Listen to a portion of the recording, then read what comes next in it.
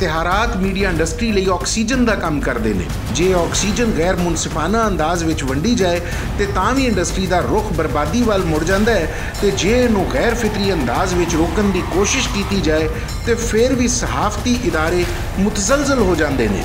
अगर तुम बंद कर दोगे अखबार के इश्तहार छोटे तो बंद कर दोगे कि नर्सरी बंद करती इन अदर वर्ड्स तुम यूनिवर्सिटियां चो जर्नलिज्म का शोभा बंद कर दो। फिर ये तो तुम एक ऐसी दुश्मनी लै रहे जे जी कि मैं समझना कि इन एक पूरी एक निश ने सहाफत की जोड़े लखां लोग ने कोई ये जरूरी नहीं अखबार च ही आता वो टीवी ते जांदा है वो बाहर भी जांदा है वो किन्ने लोग जिहड़े ने वो यूनिवर्सिटियां तो पढ़ते हैं तो फिर अखबारां तो बहुता पढ़ते जे बड़े बड़े वड्डे नां जिहड़े ने वो छोटे छोटे अखबारां तो शुरू होए और वो अगे आ गए। अखबारात जिहड़े आखिरी साह लैन तक पहुँच गए ने जिन्हां दे गले दे उत्ते एक अंगूठा दबा दिता गया है, साह लैना दुश्वार है।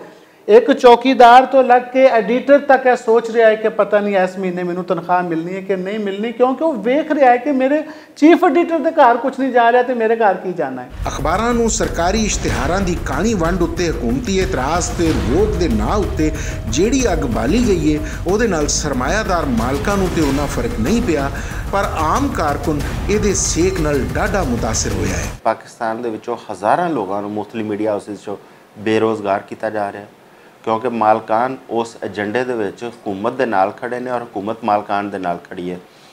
जिसले मालकान नाल असीं गल करने वो कहंदे ने जी कि सानू हुकूमत ने और प्राइम मिनिस्टर का नाम लैंदे ने कि प्राइम मिनिस्टर इमरान खान ने सानू मशवरा दिता कि अपने अखराजात घटाओ। जिसले गवर्नमेंट नाल गल करने तो गवर्नमेंट ये कहती है कि नहीं जी असीं तो कतई नहीं मशवरा दिता, मालकान अपने तौर पर कर रहे हैं। एक पासे तो सरकार ने इश्तिहारात विच कमी कर दी है तो दूजे बन्ने एडवरटाइजिंग एजेंसियां उत्ते भी दबाव वधाया जा रहा है। वड्डियां इश्तिहारी एजेंसियां दे मालकां नूं मुख्तलिफ मुकदमियां विच शरीक करके इश्तिहारात दा गैर सरकारी राह भी रोकिया जा रहा है। इस गल कोई शुबा नहीं कि सरकारी इश्तिहारात कमी वाकई हुई है और मीडिया मालकान नूं प्राइवेट बिजनेस का सहारा लेना पै रहा है। लेकिन प्राइवेट बिजनेस जनरेट करने वास्ते मीडिया हाउसिस नूं एडवरटाइजिंग एजेंसी की जरूरत है और मौजूदा हालात एडवरटाइजिंग एजेंसी परेशानी का शिकार ने।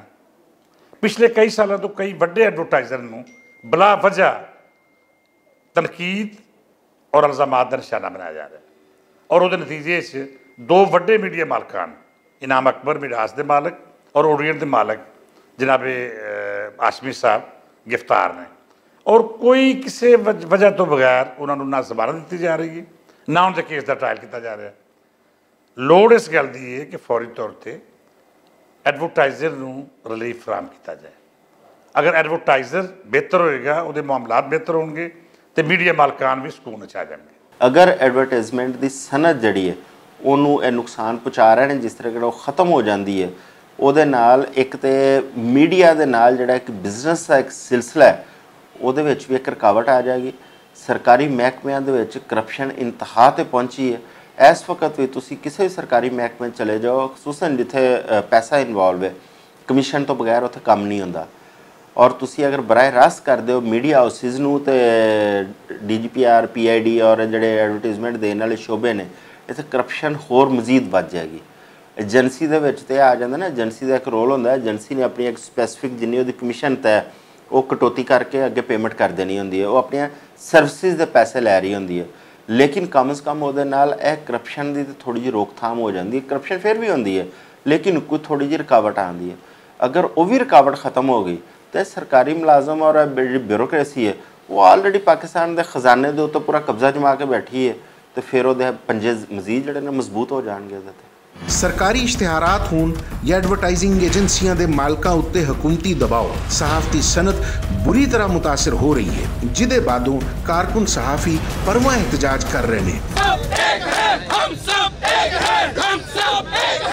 असी अपनी जी तहरीक शुरू की इहो ही की है कि साडे कारकुन नूं जिहड़ा है उहदे ते तुसीं मुआशी कतल जिहड़ा करदे पए जे वो बंद करो और अगर तुसीं बड़ा रियलिस्टिक हो के तुसीं चाहते हो कि इस मसले नूं हल करना है तो असीं तो चाहते हैं कि साडे नाल बैठो सानू एतमाद च लवो सानू दसो कि कित्थे तुहानू ज़्यादा मसाइल का सामना है। वर्कर जिथे तुहाडे नाल अपना रोल प्ले कर सकता है असीं अपना रोल प्ले करने तैयार हैं लेकिन ना वो इस साइड ते आ रहे हैं ਔਰ ਨਾ ਉਹ ਆਪਣੇ ਇਸ ਮੁਆਸ਼ੀ ਕਤਲ ਕਰਨ ਤੋਂ ਬਾਜ਼ ਆ ਰਹੇ ਨੇ, ਬੰਦ ਕਰ ਰਹੇ ਨੇ।